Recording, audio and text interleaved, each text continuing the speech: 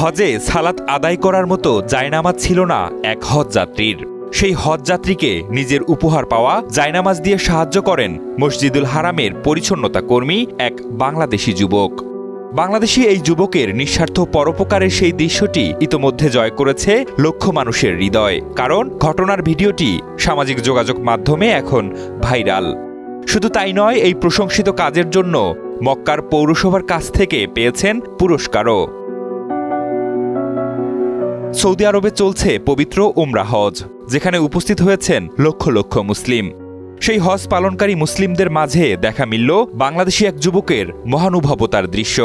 বাংলাদেশি সেই যুবক মসজিদুল হারামে পরিচ্ছন্নতা কর্মী হিসেবে কাজ করেন। সোশ্যাল মিডিয়ায় ভাইরাল হওয়া ভিডিওতে দেখা যায় ওই পরিচ্ছন্নতা কর্মী একটি জায়নামাজ উপহার পেয়ে বুকে জড়িয়ে নিয়ে আছেন।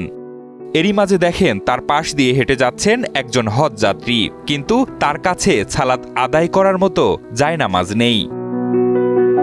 তখনই ওই বাংলাদেশি কর্মী অত্যন্ত বিনয় ও নম্রতার সঙ্গে সেই হজযাত্রীকে নামাজ পড়ার জন্য নিজের ব্যক্তিগত জায়নামাজটি এগিয়ে দেন।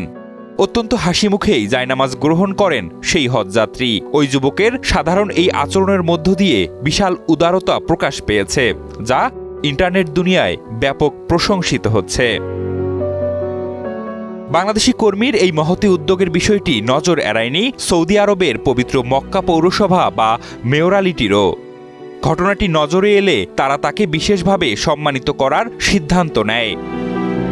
সৌদি গেজেটের প্রতিবেদন অনুযায়ী বিনয়, মমতা এবং ইবাদতকারীদের সেবায় একনিষ্ঠ আত্মনিবেদনের স্বীকৃতিস্বরূপ তাকে এই সম্মাননা প্রদান করা হয়েছে। মক্কা পৌরসভা কর্তৃপক্ষ জানিয়েছে, ওই কর্মীর দৃষ্টান্তমূলক আচরণ পবিত্র মক্কা এবং মসজিদুল হারামের প্রকৃত মানবিক মূল্যবোধকেই ফুটিয়ে তুলেছে।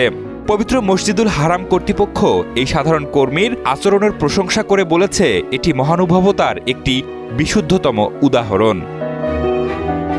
ইবাদতকারীদের প্রতি তার এই নিঃস্বার্থ মমতা এবং মানবিক আচরণ পবিত্র স্থানের পবিত্রতাকে আরও মহিমান্বিত করেছে। সামাজিক যোগাযোগ মাধ্যম ব্যবহারকারীরা এই ভিডিওটি শেয়ার করে ওই কর্মীর সততা ও নিষ্ঠার প্রশংসা করেছেন।